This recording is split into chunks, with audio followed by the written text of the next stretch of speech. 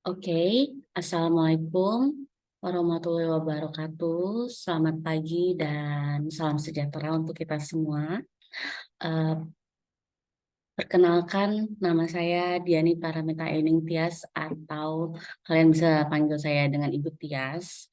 Saya di sini adalah dosen pengampu mata kuliah Estetika Humanisme di Universitas Siber Asia. Oke, sebelumnya saya mungkin ingin memperkenalkan diri terlebih dahulu. Eh, saya lulusan S1 dari University Utara Malaysia, jurusan Perikanan atau Advertising, dan lalu melanjutkan S2-nya mengambil Managerial Communication di Universitas Utara Malaysia juga. Oke. Dan sebelum kita memulai mata kuliah Estetika Humanisme ini, saya akan membacakan RPS terlebih dahulu ya, kawan-kawan mahasiswa di sini. Oke, pada minggu lalu saya sudah memberikan materi berupa PPT dan video mengenai Introduction to Emotional Intelligence. Dan kuis juga sudah saya bagikan, di mana nanti setiap pertemuan, setiap sesi saya akan memberikan kuis dan mohon diisi kuisnya itu karena sangat mempengaruhi untuk bobot nilai mahasiswa semuanya. Untuk sesi kedua ini kita belajar mengenai personal studies, oke, di mana nanti kawan-kawan mahasiswa bisa memahami tentang kepribadian, lalu bisa mengetahui karakteristik dan proses pembentukan kepribadian diri. Oke, sebelum itu di sini saya juga akan memberikan komposisi nilai untuk kuliah hari ini. Untuk kuliah satu semester ini maksudnya, di mana absensi itu sangat penting ya, nilainya 30%, tugas itu 20%, lalu ada UAS 30% dan UTS 20%. Oke, sekarang kita lanjut ke, kita mulai kuliah hari ini ya. Oke, di sini pokok pembahasan yang akan kita pelajari hari ini yaitu pengertian kepribadian atau personalities seseorang manusia. Lalu nanti kita akan pelajari juga tentang jenis-jenis kepribadian dalam psikologi. Lalu ada konsep dan ciri kepribadian manusia. Lalu ada proses pembentukan kepribadian. Ada kajian personality plus juga. Dan juga ada mengembangkan konsep kepribadian secara individu, dan ada analisis konsep personality menurut tokoh public figure yang menginspirasi. Oke, di sini kalian boleh tulis dan berdiskusi di forum kita. Siapa sih public figure yang menginspirasi hidup Anda, kawan-kawan mahasiswa semuanya? Kalau saya di sini mungkin yang public figure yang bisa menginspirasi hidup saya itu ada satu orang yang mm, sangat terkenal, itu adalah Yusuf Hamka ya. Di sini ada yang tahu Yusuf Hamka? Yusuf Hamka itu atau dikenal dengan Baba Alun. Dia itu adalah seorang pengusaha pengusaha konstruksi jalan tol. Dia yang banyak banyak menciptakan dan bekerja untuk membangun fasilitas jalan tol yang ada di Indonesia ini.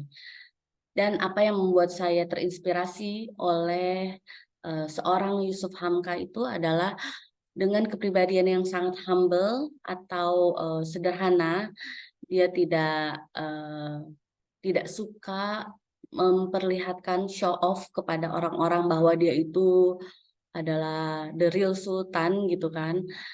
Tapi dia itu sangat bijaksana dan membantu masyarakat-masyarakat yang kurang beruntung. Masyarakat yang kurang beruntung, dia sering, dia juga membuat beberapa masjid gitu kan, walaupun dia adalah seorang mualaf, tapi dia sangat baik dan bersahaja kepada siapa saja gitu kan. Dan mungkin untuk para kawan-kawan mahasiswa yang tidak menghadiri online kelas sesi kali ini, kalian bisa tulis siapa public figure yang menginspirasi hidup Anda di forum nanti ya. Oke, kita lanjut. Di sini ada pengantar kepribadian menurut psikologi, yaitu salah satu kajian psikologi yang lahir berdasarkan pemikiran, kajian atau temuan-temuan hasil pengalaman empiris oleh para ahli. Dan di sini perilaku manusia yang pembahasannya terkait dengan apa, mengapa, dan bagaimana perilaku tersebut. Jadi di sini itu bisa kita konklusikan bahwa kepribadian merupakan sebuah tingkah laku manusia, cara berpikir manusia, perasaan, gerak-gerik, dan hati terhadap sebuah kesempatan dan cara sehari-hari bagaimana seseorang berinteraksi dengan orang lain gitu ya. Dan juga bisa kita simpulkan juga bahwa kepribadian adalah suatu perpaduan antara sikap kita, sifat, dan pola pikir, juga nilai-nilai yang mempengaruhi individu tersebut agar berbuat sesuatu yang benar di dalam sebuah lingkungan gitu ya. Oke, jadi di sini tuh kita perlu tahu kelebihan dan kekurangan diri kita sendiri dulu supaya kita dapat menentukan sikap kita, perilaku kita yang dapat memberikan keuntungan bagi lingkungan sekitar kita gitu. Apalagi yang sudah bekerja gitu kan, kita harus tahu gimana sikap dan perilaku kita agar nanti di dalam sebuah meeting atau sebuah kumpulan itu kita bukan konflik yang kita bukan membuat konflik gitu, tapi malah kita bisa membantu teman-teman kita di sebuah kelompok itu agar mencapai tujuan yang sudah ditentukan seperti itu ya. Nah, sebelumnya juga perilaku kita juga berpengaruh pada bagaimana kita mengenal dan memperlakukan orang lain. Contohnya dalam sebuah kelompok, di mana sikap kita nanti terhadap kelompok sendiri dan kelompok orang lain bisa menjadi dasar apakah kita bisa bekerja sama dengan baik atau malah membuat kegaduhan atau konflik di antar kelompok tersebut ya.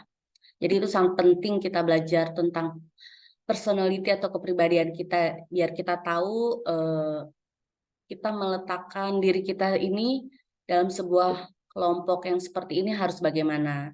Dalam sebuah kelompok yang orang-orang yang introvert itu harus seperti apa, seperti itu ya. Nah, jadi di sini adalah istilah kepribadian dalam bahasa Inggris dinyatakan dengan personality. Istilah ini berasal dari bahasa Yunani, yaitu persona yang berarti topeng, yang artinya menembus. Ini maksudnya adalah topeng yang dikenakan dan diperkuat dengan gerak-gerik dan apa yang diucapkan merupakan sebuah karakter dari tokoh yang diperankan dalam arti dapat dipahami oleh para penonton. Ini menurut Yunani kuno ya.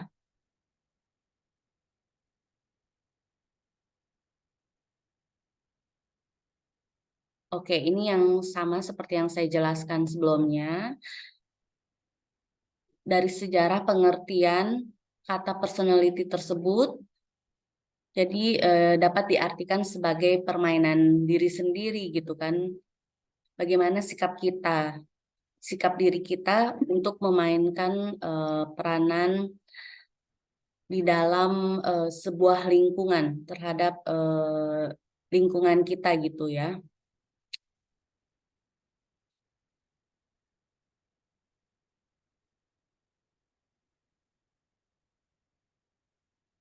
Oke, kita lanjut ke sini. Oke. Ini menurut Schaeffer dan Lamb, definisi personality mendefinisikan kepribadian sebagai keseluruhan ciri-ciri yang unik, perilaku dan pola sikap dan kebutuhan seseorang. Jadi di sini menurut Schaeffer dan Lamb, pengertian pola adalah sesuatu yang sudah menjadi standar atau baku sehingga kalau dikatakan sikap, maka sikap tersebut telah baku. Berlaku terus-menerus secara konsisten dalam menghadapi situasi yang dihadapi. Oke, ini adalah kajian dalam kepribadian. Biasanya pertanyaan yang sering muncul mengenai kepribadian itu diantaranya, apa yang membuat seseorang bersikap seperti sekarang ini? Lalu ada, apakah perilaku seseorang yang dibentuk oleh situasi tertentu atau oleh tipe tertentu? Lalu ada, apakah tingkah laku manusia merupakan hasil dari motif yang disadari atau justru tidak disadari? Lalu ada lagi, apakah beberapa orang pada dasarnya baik dan yang lainnya jahat? Dan apakah semua orang berpotensi untuk menjadi baik sekaligus jahat? Dan yang terakhir, mengapa seseorang berbeda dengan individu yang lain? Tentunya semua manusia itu mempunyai individu yang berbeda ya. Dan mereka itu sebuah kepribadian itu bisa diciptakan dari kecil, di mana diciptakan dari sebuah lingkungan keluarga mereka, dari orang tuanya bagaimana kepribadiannya, lalu anak tersebut mengikuti kepribadian kedua orang tuanya, lalu nanti saat anak itu menginjak sekolah SD, SMP atau SMA, pasti diri mereka itu dipengaruhi oleh kepribadian di lingkungan sekolah tersebut. Nah, nanti juga menuju ke kuliah, pasti kepribadian mereka dipengaruhi lagi oleh lingkungan tersebut, begitu juga sampai dengan nanti kalau kalian sudah bekerja ya. Nah, ini berlandaskan psikologi. Menurut Gordon Allport, bahwa kepribadian sebagai suatu organisasi yang merupakan suatu struktur dan sekaligus babak. Jadi kepribadian merupakan sesuatu yang dapat berganti secara eksplisit. Menurut Allport menyebutkan kepribadian secara teratur tumbuh dan mengalami perubahan. Nah, seperti yang saya jelaskan sebelumnya, jadi kepribadian itu dapat berubah dan tumbuh mulai dari kita kecil, masa sekolah, SD, SMP, SMA, kuliah, serta di lingkungan kerja kita. Jadi kepribadian itu, misalnya seseorang itu mempunyai kepribadian yang negatif, yang tidak baik, tapi dengan seiringnya waktu dan seiringnya tempat di mana dia tumbuh hidup di sebuah lingkungan yang baik, orang tersebut nanti akan bisa berubah menjadi sebuah individu yang sangat baik juga gitu ya. Jadi namun itu tergantung kita juga, apakah kita ingin merubah sikap kita yang negatif itu menjadi lebih baik, atau akan stagnan di yang itu aja gitu, sikapnya yang dia tidak mau berubah gitu atau keras kepala seperti itu. Nah, di sini selanjutnya ada faktor signifikan penentu kepribadian. Ada dua faktor di sini. Pertama, menurut keturunan dan lingkungan sosial. Kalau menurut keturunan, merujuk pada faktor genetis seorang individu, meliputi komposisi biologi, psikologi, dan psikologis bawaan dari individu. Contohnya, yaitu tadi, ini adalah sebuah keturunan di mana turunan dari keluarga ya. Misalnya ibu bapaknya itu adalah seseorang yang sangat disiplin dalam di keluarganya, misalnya makan harus di meja makan, tidak boleh makan di ruang tamu atau di kamar atau lesehan di bawah. Nah, itu merupakan faktor yang signifikan seseorang itu tumbuh kepribadiannya menurut keturunan gitu ya. Dan kalau menurut lingkungan sosial, di sini ada mempengaruhi pembentukan kepribadian seseorang seperti norma dalam keluarga, teman, kelompok sosial, dan pengaruh-pengaruh lain yang seseorang manusia dapat alami. Contohnya di sini kita kasih contoh norma yang ada di Indonesia, misalnya ya, di dalam sebuah organisasi gitu, sebuah kantor. Misalnya ada, oke, norma itu apa sih gitu kan? Norma itu adalah sebuah aturan yang benar dan baik yang dibuat oleh seseorang atau lingkungan untuk biasanya itu norma sebagai peraturan agar tetap berbuat baik di sebuah lingkungan ya. Contohnya misalnya kalau di Jepang itu mau di kantor atau di luar kantor itu mereka selalu salam dengan menunduk seperti itu kan. Itu tandanya salam dengan sopan gitu kan. Nah, kalau di Indonesia ini biasanya salam dengan berjabat tangan atau salah satu normanya misalnya dengan di dalam kantor itu kita harus berkata jujur, tidak boleh bohong. Lalu kita harus bertoleransi dengan sesama teman kantor, teman sekolah, bertoleransi dengan di lingkungan rumah juga dengan tetangga, dengan keluarga kita gitu ya. Nah, itu adalah norma yang ada di Indonesia gitu. Jadi di sini kepribadian itu sangat ditentukan ya dengan atau dipengaruhi dengan melalui keturunan dan lingkungan sosial. Oke, selanjutnya di sini ada konsep yang berhubungan dengan kepribadian atau personality. Di sini ada karakter, ada temperamen, sifat-sifat, ciri, dan kebiasaan. Oke, apa sih itu karakter? Karakter itu adalah sebuah sifat yang mempengaruhi pikiran kita, perilaku, budi pekerti, dan tabiat yang dimiliki manusia di dalam diri dia sendiri gitu ya.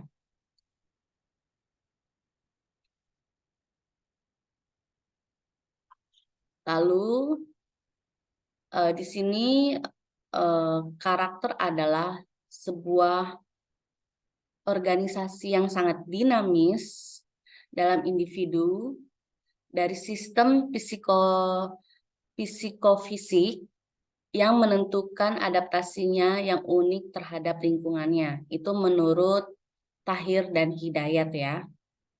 Sedangkan karakter juga bisa disebut dengan watak seseorang. yang digunakan atau yang dimiliki sebuah individu, dan ada yang bilang tidak bisa dirubah dan ada yang bilang masih bisa dirubah gitu ya. Oke, yang kedua ini adalah temperamen. Temperamen itu seperti gaya khas seseorang dalam menanggapi sebuah atau situasi kejadian gitu kan. Istilah temperamen ini digunakan dalam penyebutan kepribadian yang sangat determinan secara fisiologis atau biologis. Biasanya temperamen ini tuh ada yang bersikap dingin atau bersikap panas gitu. Seseorang kan beda-beda dalam menanggapi sebuah situasi. Ada yang santai gitu dalam menyikapi situasi itu, ada yang santai. Oh, ini oh seperti ini, nanti jalan keluarnya seperti ini. Ada yang menggebu-gebu. Oh, itu tidak bisa seperti itu. Seperti itu temperamen yang ada di dalam kepribadian seseorang gitu ya. Lalu di sini ada traits. Traits itu sifat-sifat di mana kepribadian yang berperan vital dalam meramalkan tingkah laku manusia. Di sini istilah trait juga digunakan untuk menyebut suatu respon yang cenderung sama dalam menghadapi stimuli yang serupa dalam jangka waktu yang relatif lama. Oke, dan yang keempat adalah type attribute atau ciri. Di sini adalah elemen dasar kepribadian yang berperan vital dalam meramalkan tingkah laku manusia. Biasanya istilah trait itu digunakan untuk menyebutkan sebuah respon yang cenderung sama dalam jangka waktu yang relatif lama gitu ya. Lalu yang terakhir adalah kebiasaan atau habit, kebiasaan manusia, kebiasaan diri kita sendiri. Nah, itu seperti itu. Yaitu sesuatu yang dilakukan oleh manusia secara berulang-ulang dalam menanggapi kondisi yang sama. Ya, biasanya tuh kebiasaan kayak misalnya kita dari kecil kita udah dididik mandiri, disiplin, nanti udah besarnya itu akan menjadi kebiasaan dalam diri kita untuk menjadi seseorang yang mandiri juga, yang disiplin, misalnya disiplin dalam waktu, misalnya oke, rapat jam 8. Nah, itu kita harus datang kalau bisa 15 menit sebelum waktu yang sudah ditentukan. Nah, itu adalah kebiasaan ya. Kebiasaan pada kepribadian seseorang. Oke, selanjutnya di sini fungsi teori kepribadian. Sama seperti teori ilmiah pada umumnya yang memiliki fungsi deskriptif dan prediktif. Begitu juga teori kepribadian. Ada dua di sini, fungsi deskriptif dan prediktif. Yang pertama, fungsi deskriptif itu adalah merupakan fungsi teori kepribadian dalam menjelaskan atau menggambarkan perilaku seorang manusia secara terperinci, lengkap, dan sistematis. Pertanyaan-pertanyaan seperti apa, mengapa, dan bagaimana itu merupakan perilaku manusia dijawab melalui fungsi deskriptif. Sedangkan fungsi prediktif adalah teori kepribadian yang bisa menjelaskan tentang apa dan mengapa. Dan bagaimana tingkah laku manusia sekarang juga harus bisa memperkirakan apa, mengapa, dan bagaimana tingkah laku manusia di kemudian hari. Seperti memprediksikan, prediktif gitu ya. Dengan demikian, teori kepribadian harus memiliki fungsi prediktif.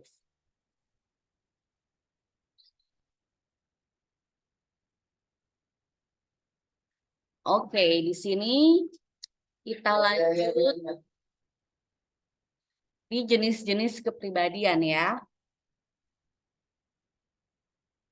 Di sini ada 4 jenis kepribadian yang mendasar pada seseorang. Pasti kalian semua sangat familiar dengan istilah-istilah yang ada di 4 jenis kepribadian ini, seperti sanguinis, phlegmatis, choleris, dan melankolis.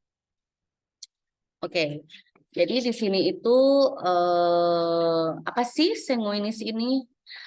Sanguinis ini yaitu merupakan sebuah tipe kepribadian yang ditandai adanya sifat yang sangat bersemangat, sangat lincah, lalu di mana seseorang itu meluap-luap dalam menyampaikan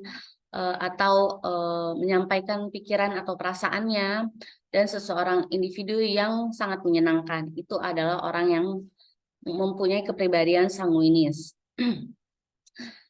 Seseorang yang mempunyai kepribadian sanguinis ini biasanya mudah terpengaruh dan mudah dimasuki oleh pikiran dan perasaannya yang sangat menyenangkan ini gitu loh.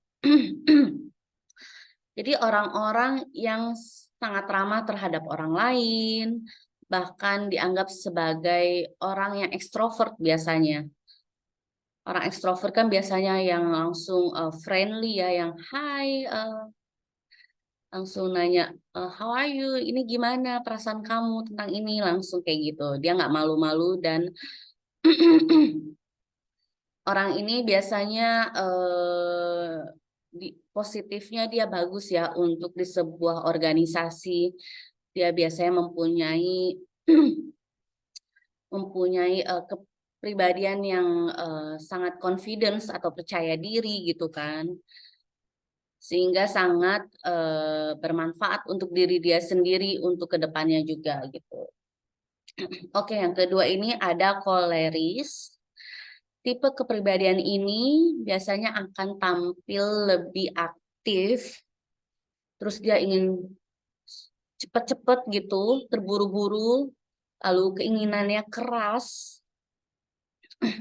dan dia ini cukup independen gitu kan, cukup mandiri untuk hidup di sebuah lingkungan gitu kan.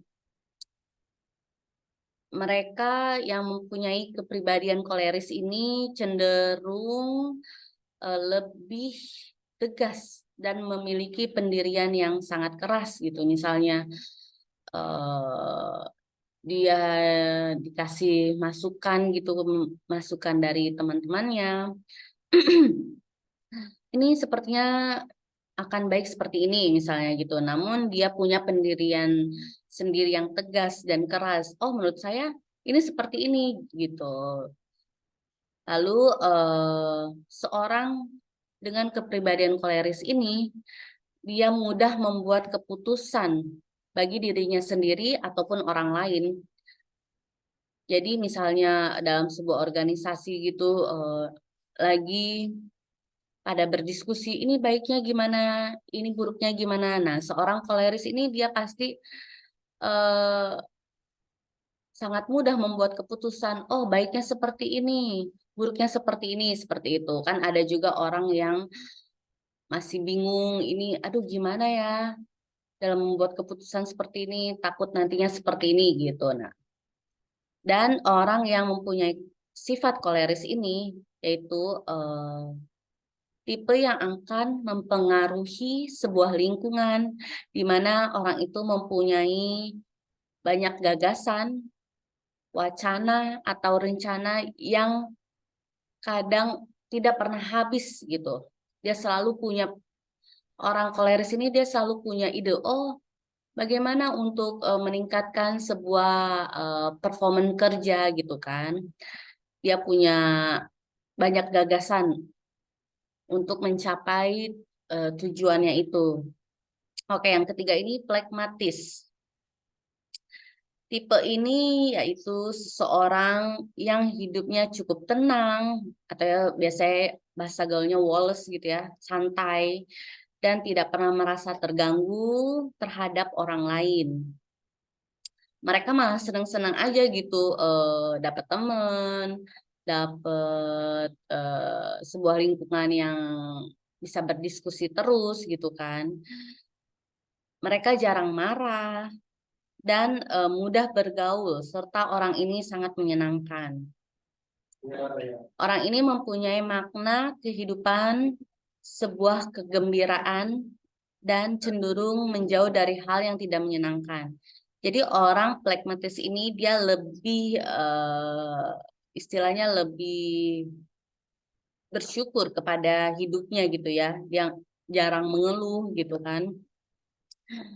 Dia bikin happy-happy aja gitu, sebuah masalah dalam hidupnya bisa dia selesaikan gitu kan.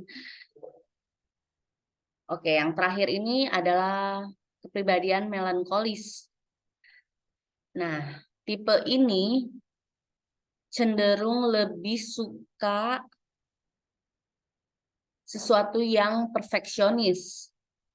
Segala hal misalnya, oke, besok dalam rapat besok misalnya, ini materinya tentang apa, nanti apa yang harus saya sampaikan, apa saja kritik yang dapat disampaikan untuk membangun sebuah organisasi. Nah, seperti itu dia perfeksionis, dia biasanya suka ngeplan ya, suka ngeplan kehidupannya gitu.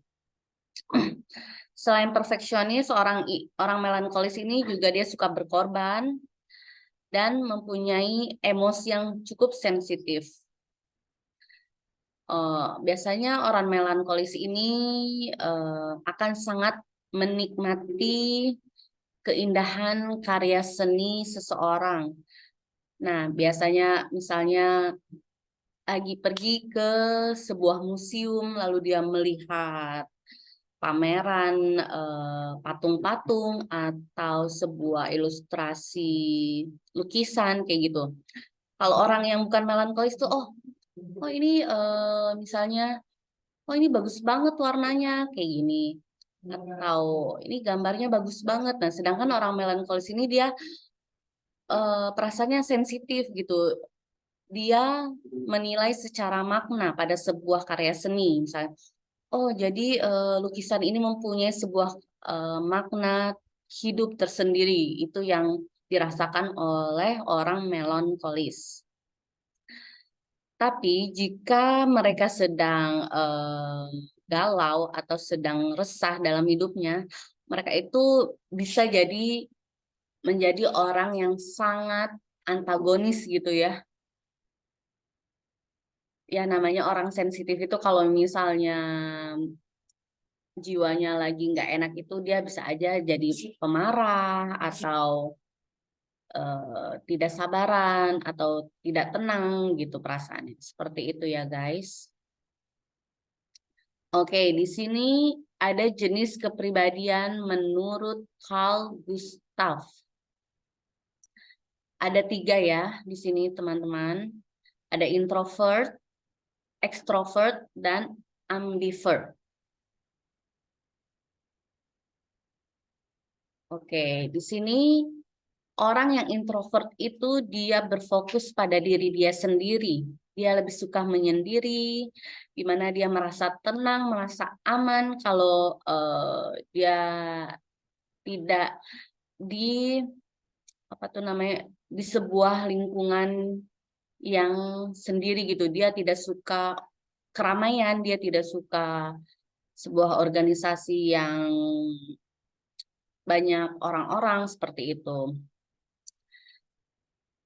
Dan jiwa introvert ini sebenarnya ada positifnya. Kadang mereka itu dia tidak meluapkan perasaannya dengan semangat gitu ya. Namun di satu sisi orang introvert ini biasanya dia mempunyai ide dan gagasan gitu. Diam-diam orang yang seperti ini itu dia mempunyai ide gagasan yang bisa merubah atau membangun menjadi lebih baik sebuah organisasi atau pada diri dia sendiri gitu ya. Oke, yang kedua ini extrovert. Orang ekstrovert itu dia lebih menyukai berinteraksi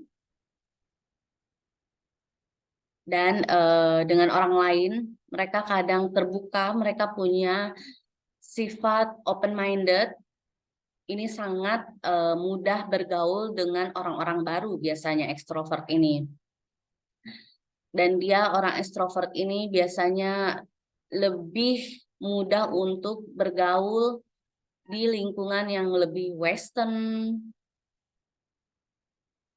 di lingkungan yang misalnya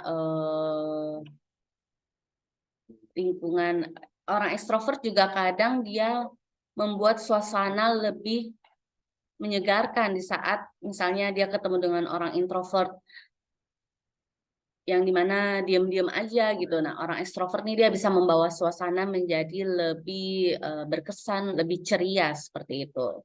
Dan yang ketiga ini ada ambivert ya, perpaduan introvert dan ekstrovert. Di mana ambivert ini dia kadang dipengaruhi oleh mood dia sendiri, di mana dia suatu saat ingin introvert, suatu saat dia bisa jadi seorang yang ekstrovert seperti itu.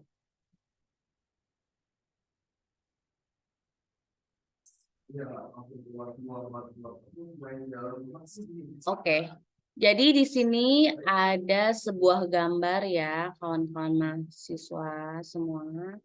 Di sini ada gambar yang bisa mempunyai dua makna. Kalian bisa melihat gambar ini, misalnya, oh ini gambar sebuah wajah manusia, bagian kepala gitu kan. Atau ada juga seseorang yang mempunyai penilaian bahwa, oh ini gambar tentang pohon, tentang pemandangan, ada mataharinya, ada sungainya, ada gunungnya, ada rumputnya, seperti itu. Nanti saya jelaskan itu apa maknanya. Oke, jadi di sini ada tipe kepribadian manusia menurut Hippocrates dan Galenus. Di mana tipe kepribadian manusia dalam psikologi pertama kali digaungkan pada tahun 460 sampai 370 sebelum Masehi oleh Hippocrates. Beliau memiliki pandangan bahwa alam semesta terdiri dari 4 unsur, yaitu kering, basah, dingin, dan panas. Atau yang bisa disebut dengan yang sebelumnya saya jelaskan, sifat kering itu di sini yaitu sifat koleris atau sifat basah, yaitu sifat manusia yang melankolis, atau sifat dingin, sifat yang plekmatis, dan yang terakhir sifat panas atau sanguitis ya. Oke, menurut gambar yang ada di depan kalian ini, bisa diartikan menjadi dua arti yang berbeda. Kalau kalian melihat gambar ini yang pertama kali, oh kalian melihat ini adalah sebuah wajah manusia, kepala manusia.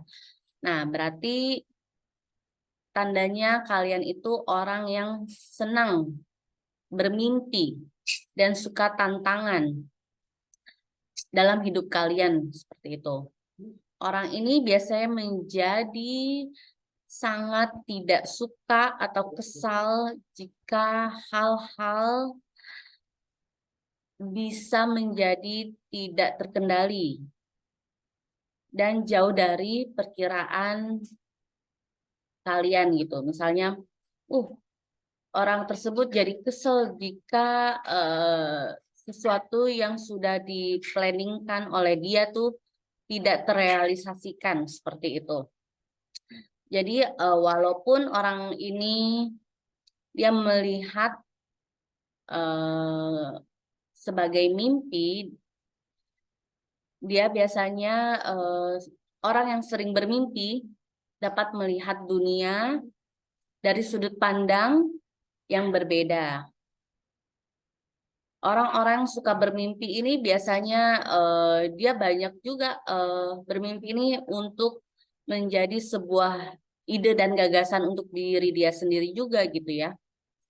Jadi misal dia ingin bermimpi, misalnya suatu saat dia di bangku sekolah SMA, lalu dia bermimpi, saya nanti mau kuliah di bidang advertising misal gitu. Dan advertising yang bagus misalnya di negara Australia atau di negara US atau Inggris seperti itu. Itu adalah orang yang mempunyai mimpi yang besar gitu ya untuk hidup dia sendiri. Namun jangan lupa orang-orang yang seperti ini harus menyeimbangkan antara mimpi dan fakta yang terjadi kepada kehidupan mereka gitu ya. Boleh kita bermimpi, tapi kita harus sesuaikan dengan fakta yang ada di lapangan juga. Untuk mencapai mimpi tersebut, pastinya kita bukan cuma diem, mimpi, bengong, seperti itu, enggak ya, kawan-kawan semuanya. Jadi untuk merealisasikan mimpi tersebut, kita bisa dengan cara bekerja keras, belajar dengan baik dan tekun, berdoa, seperti itu ya. Oke, kalau kalian yang melihat gambar ini yang pertama kali adalah, oh ini adalah gambar pohon, pemandangan. Seperti itu berarti kalian orang yang sangat realistis, yang mengedepankan fakta-fakta yang ada di kehidupan kalian seperti itu. Jadi hal ini sangat bagus sebenarnya, bisa membantu kalian dalam mencapai tujuan yang lebih baik gitu kan. Kadang juga bermimpi sangat membantu untuk menentukan tujuan dan apa yang akan diinginkan dalam hidup kamu di kedepannya gitu kan. Kedepannya atau yang sedang terjadi seperti itu.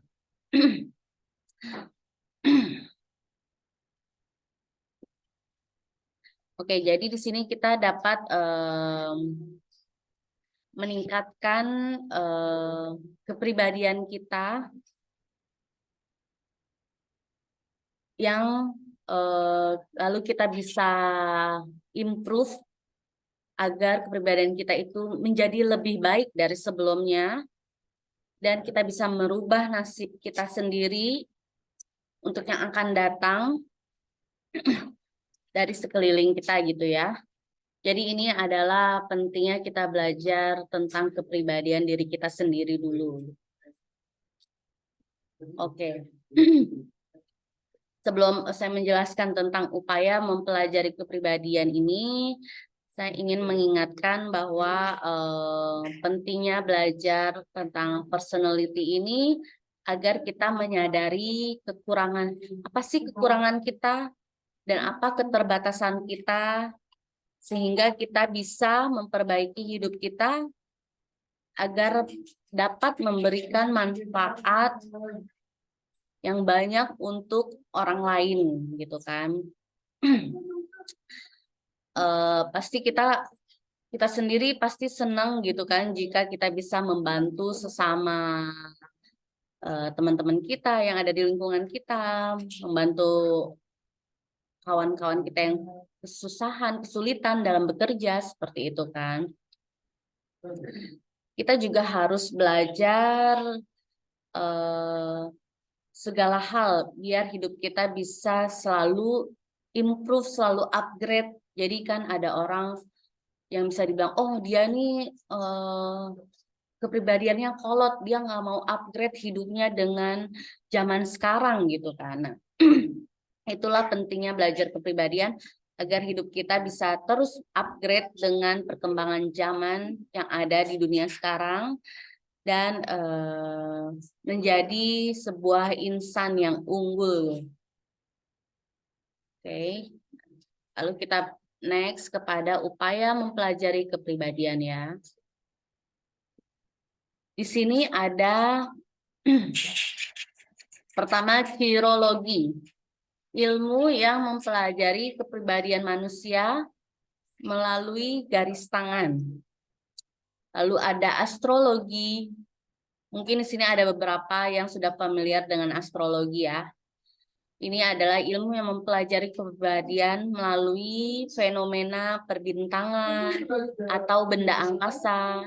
Juga fenomena yang terjadi di alam yang berkaitan juga dengan tanggal kelahiran seseorang. Oke, di sini juga ada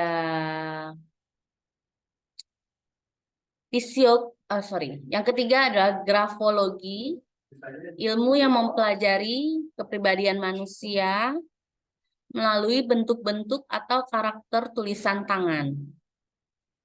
Dan yang keempat kita ada fisiognomi, ilmu yang mempelajari kepribadian manusia melalui karakter bentuk wajah. Lalu yang kelima ada prenologi, ilmu yang mempelajari kepribadian manusia berdasarkan karakter bentuk tengkorak seseorang. Dan yang terakhir kita punya onikologi, ilmu yang mempelajari kepribadian manusia berdasarkan karakter bentuk kuku. Jadi semua itu ada ilmu-ilmu yang dipelajari di dalam ilmu psikologi ini sebenarnya ya. Kalian bisa baca sendiri nanti lebih jelasnya sirologi itu seperti apa. Maksudnya cara membaca garis tangannya itu seperti apa, atau onikologi mempelajari karakter dengan bentuk kuku itu seperti apa, seperti itu ya. Oke. Lalu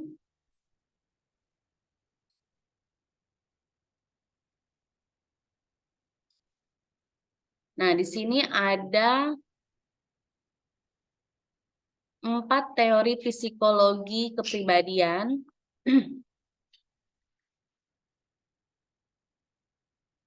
Di mana yang pertama ada psikoanalisis, yaitu homo volens, manusia berkeinginan. Menurut para tokoh Freud, Jung, Adler, Abraham, Horney, and beyond, di mana perkembangan kepribadian, sosialisasi dan identifikasi, agresi, kebudayaan, dan perilaku. Lalu ada teori kognitif juga, menurut Lewin, Heider, Festinger, Piaget, and Kohlberg, mempelajari mengenai sikap, bahasa, dan berpikir, dinamika kelompok, dan propaganda. Lalu ada teori kepribadian behaviorisme, menurut Hull, Miller, Dollard, Rother, Skinner, and Bandura, mempelajari mengenai persepsi interpersonal, konsep diri, eksperimen sosialisasi, kontrol sosial, ganjaran, dan hukuman. Lalu juga di sini ada yang terakhir ada teori humanisme. Menurut Rogers, Holmes, and Singh, Maslow, May, Satir, and Paris, konsep terdiri dari konsep diri, transaksi interpersonal, masyarakat, dan individu. Oke, jadi untuk slide ini selesai. Saya juga ada kasih modul ya. Modul pembelajaran untuk sesi kedua ini kalian bisa baca-baca dan dipelajari sendiri sampai paham. Karena ini sangat penting semuanya untuk nanti keluar di soal UAS dan UTS nanti ya. Keluar juga untuk beberapa di kuis kita yang sebelumnya sudah saya upload kuisnya. Nah, di sini mungkin saya bisa jelaskan sedikit.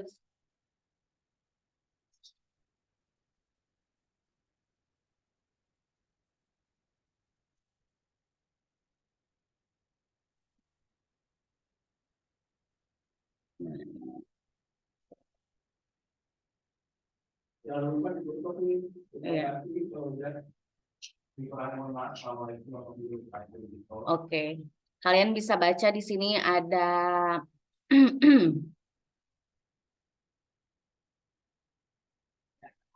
bisa lebih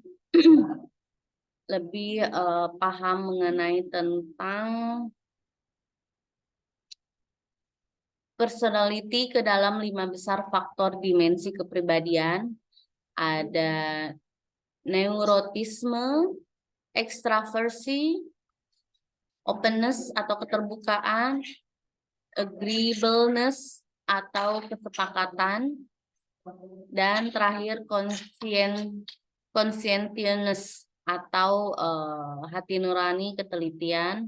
Kalian juga di sini bisa pelajari mengenai pola-pola perilaku kepribadian ya. Kepribadian seseorang ada proses intrapersonal. Lalu di sini juga ada ini yang tadi ada di materi sebelumnya, ada karakter, watak, trait, temperamen, kebiasaan. Ada kalian juga bisa baca tentang pendekatan kepribadian. Bisa baca tentang struktur kepribadian Freud.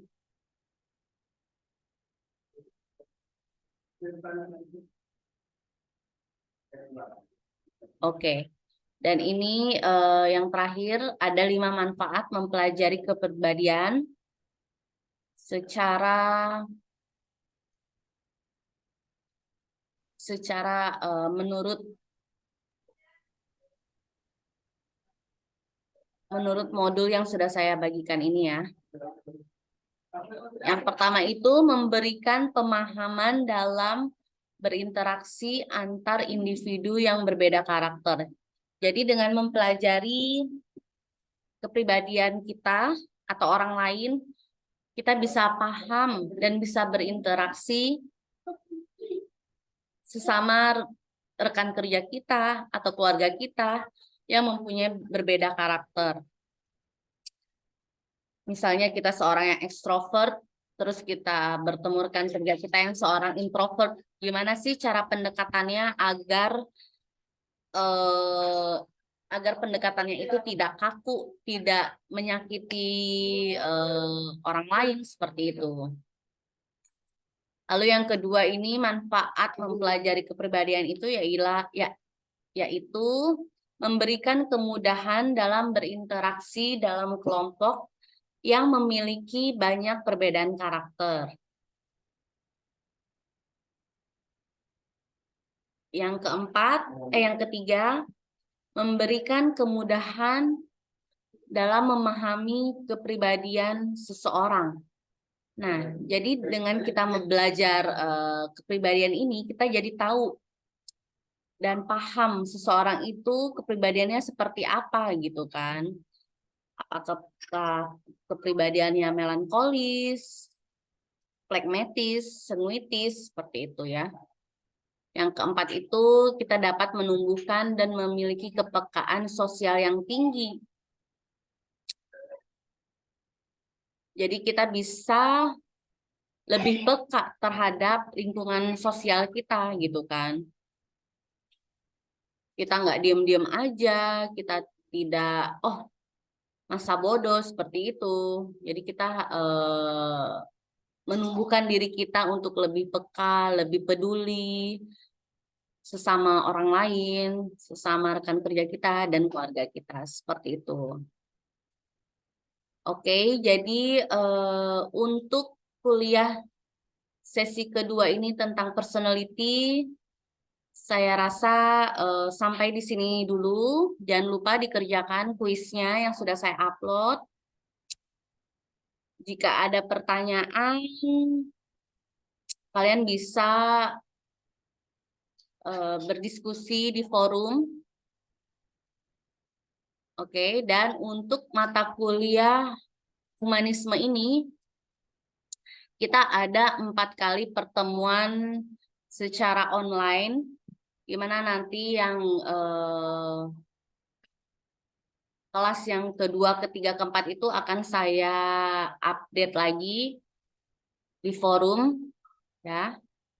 Oke, jadi untuk hari ini sekian dulu. Terima kasih yang sudah hadir, yang sudah absen, sudah mendengarkan kuliah mata kuliah humanisme estetika ini. Wabillahi taufik walhidayah. Assalamualaikum warahmatullahi wabarakatuh. Terima kasih ya. Waalaikumsalam. Makasih Ibu. Makasih Ibu.